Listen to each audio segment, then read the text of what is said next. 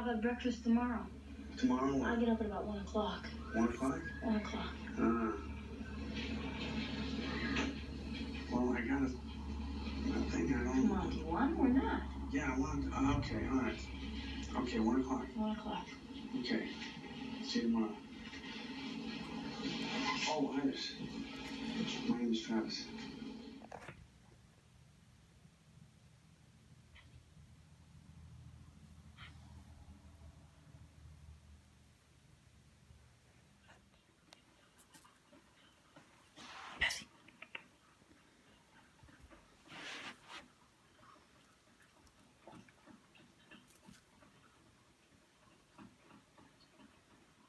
Hey guys, so yet another Friday Reads. So I really have no updates this week. Nothing much has changed. I'm now officially done with my semester, so now I can just shamelessly say that I'm on vacation. And the next few weeks will be devoted to a lot of reading. I hope to watch some movies. I have some shows I'm working on, which I'm going to talk about. I'm gonna try to go out on hikes. Hikes you can go out on while maintaining, social distancing. So I think I may do that, and I may consider doing some videos from the places I go on hikes on. They won't be anywhere fancy because it's Iowa. There's not any massive natural beauty in Iowa, obviously, but there are some nice parks. So, yeah, I'm just looking forward to a couple weeks of relaxation. Today is the day that my family is getting together for our Zoom meeting to watch a movie together for my mom's birthday and for Father's Day. So that'll be happening later today at 3 o'clock in the afternoon, which is 4 o'clock in the afternoon my parents' time. So looking forward to that. And until then, I'll be doing some reading today. So leap into what I have been reading. I finished 2 books. I'll start with the Booktube Prize book that I finished, which is Invisible Women, Data Bias in a World Designed for Men by Criado Perez. I finally finished this after kind of chipping away at it. It's not super long. It lent itself to slow reading. But yeah, you will get my assessment of this in a few weeks. I'm hoping that I will finish the last 2 Booktube Prize books I have to read in the next couple weeks, and then I can just record my video early and then schedule it to post on June 1st, so you can just get my reviews right away.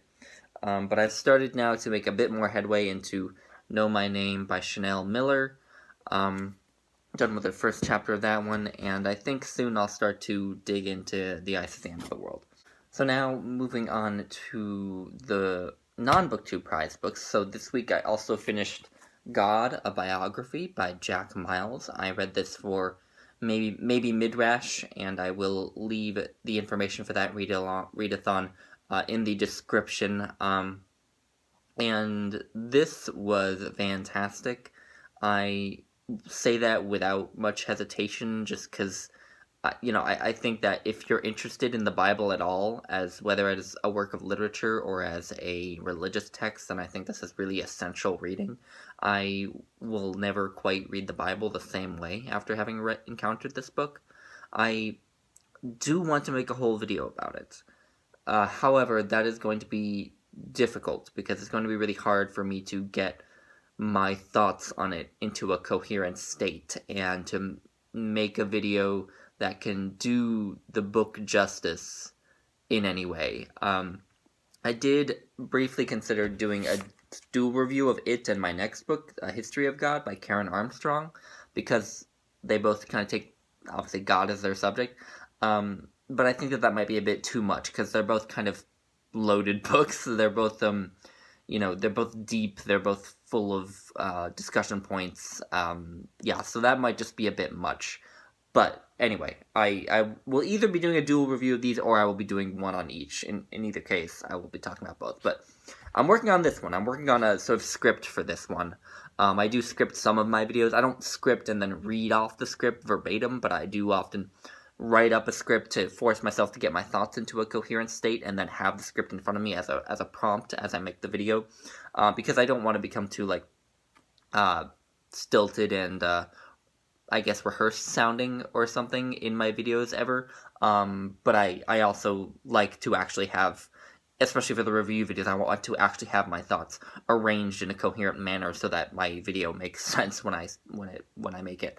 So yeah. Anyway, look out for that one. I'll keep plugging away at it. I also need to still make my video on Death Comes for the Archbishop, but that's another book where it just gave me a lot of thoughts. So yeah, I need to get to that one. And then obviously you already know that my next book is A History of God by Karen Armstrong. I have just over 100 pages left, and I'm liking it.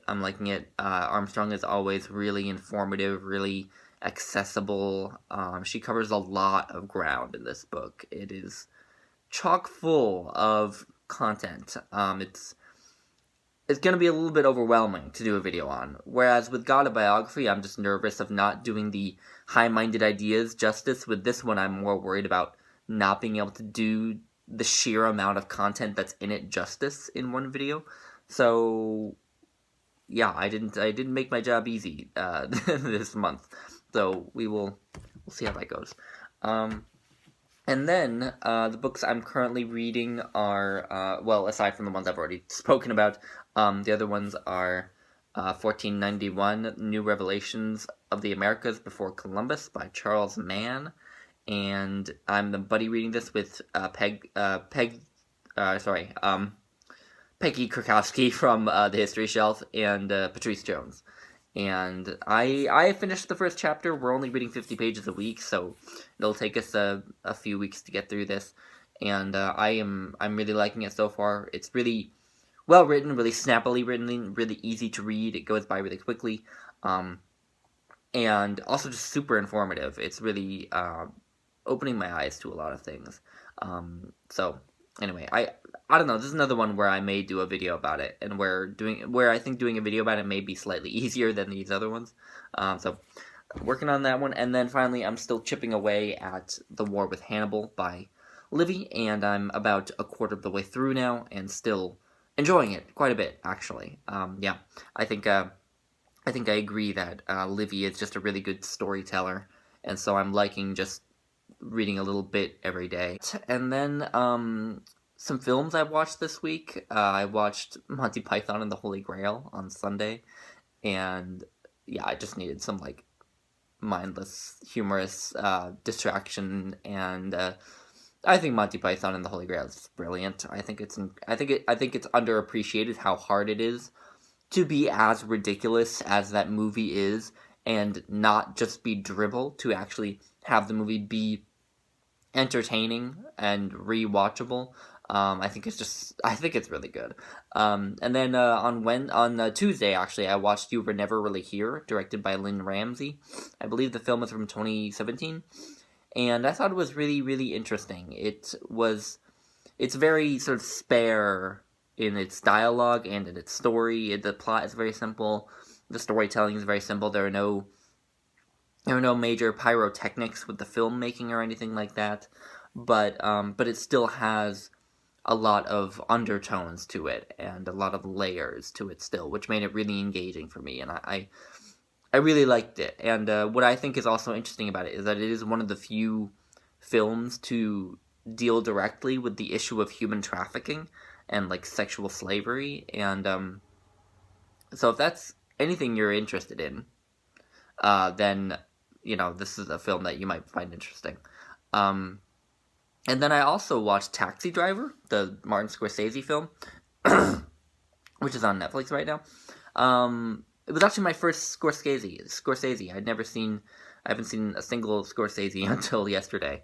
And I thought that this one was quite interesting. I actually watched it because I saw on the trailer for You Were Never Really Here that You Were Never Really Here was being compared heavily to Taxi Driver.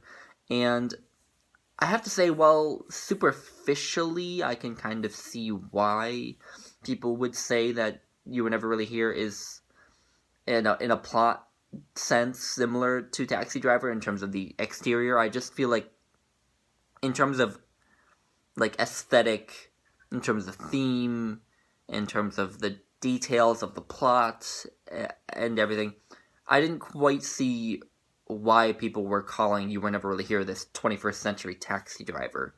I think that they're quite different films. But that doesn't really matter. I see Taxi Driver. I liked it. That was very interesting. You know, I think De Niro is really good in it. I think Jodie Foster is very good in it. The soundtrack is the one aspect of it that I just really, really loved. It's very kind of full of like saxophone, very, I guess, jazzy. I don't know whether that's true or whether that's just my ignorance about jazz talking, but it felt very jazzy to me, and I loved it. I think the themes are pretty important. I watched this whole analysis video about how it explores like masculinity and such, and yeah, but I on the whole see it becoming a film that I rather more admire than love.